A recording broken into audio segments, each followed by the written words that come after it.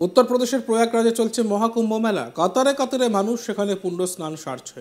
সম্প্রতি সেখানে একটি দুর্ঘটনা ঘটে গিয়েছে, কিন্তু তারপরেও পুণ্যার্থীদের উৎসাহে কোনো খামতি নেই। এরই মাঝে আরও এক জায়গায় আয়োজিত হচ্ছে মহাকুম্ভ, আর সেই জায়গার নাম শুনলে আপনি রীতিমতো চমকে যাবেন।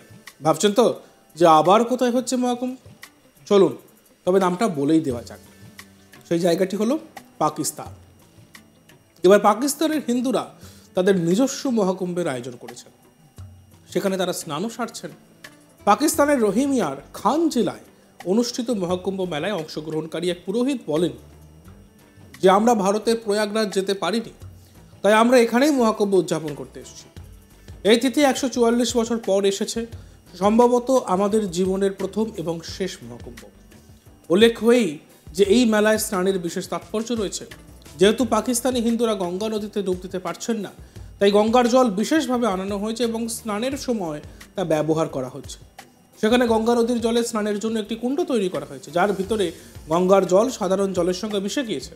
ওইখানে ভক্তরা দাঁড়িয়ে স্নান করছেন, পুরোহিতরা তাদের ওপর জল ঢেলে দিচ্ছেন যাতে তারা গঙ্গা স্নানের অনুভূতি গ্রহণ করতে পারে। স্নানের সময় পুণ্যার্থীদের তরফে উঠছে ওম নমঃ শিবায়, হর হর মহাদেব ধ্বনি। এখানেই শেষ নয়, ভক্তদের জন্য প্রসাদও বিতরণ করা হচ্ছে। এছাড়াও সবার জন্য তৈরি করা হয়েছে ডালিয়া খিচুড়ি। স্নানের সময় এক ভক্ত বলেন, আমরা প্রয়াগরাজ যেতে পারি না, তবে গঙ্গা জলে স্নান করার পরে আমাদের মনে হচ্ছে যেন আমরা এখানেই আছি, আমরা সেখানেই আছি। বলতে গেলে পাকিস্তানে বসেই প্রয়াগরাজকে অনুভব করার চেষ্টা তারা করছেন।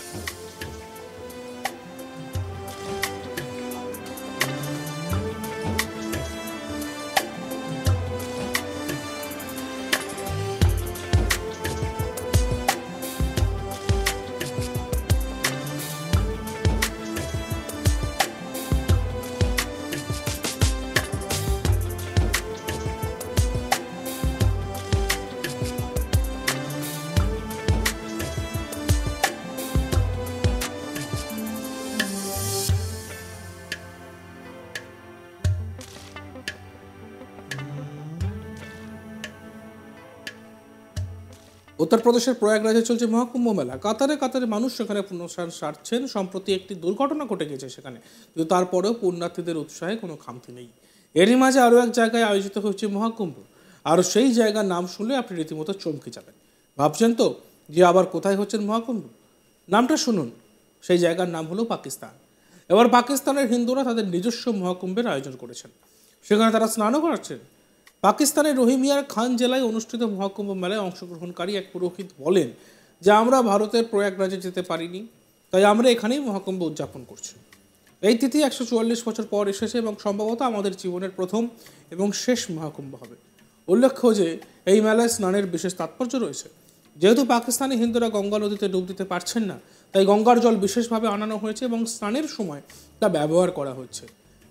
সেখানে গঙ্গা নদীর জলে স্নানের জন্য একটি কুণ্ড তৈরি করা হয়েছে, যার ভিতরে গঙ্গার জল সাধারণ জলের সঙ্গে মিশে গিয়েছে।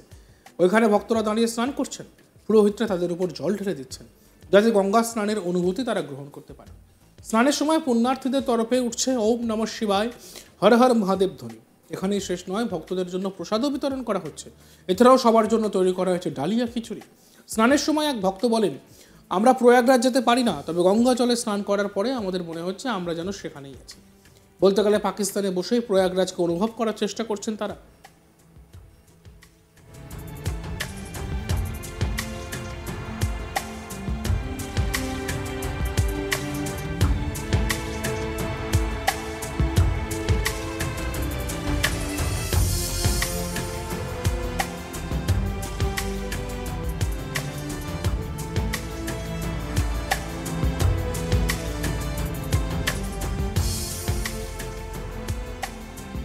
পাকিস্তানের হিন্দুরা এবার তাদের নিজস্ব মহাকুম্ভের আয়োজন করেছে নিজস্ব স্টাইলে।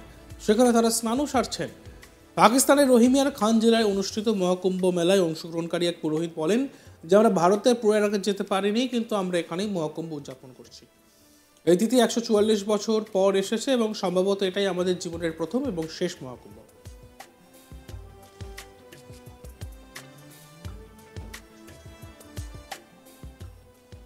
দেখতে থাকুন আজ তাক বাংলা। ভিডিওসগুলি ভালো লাগলে লাইক করবেন, কমেন্টস করবেন, শেয়ার করবেন, চ্যানেলটিকে সাবস্ক্রাইব করতে ভুলবেন না।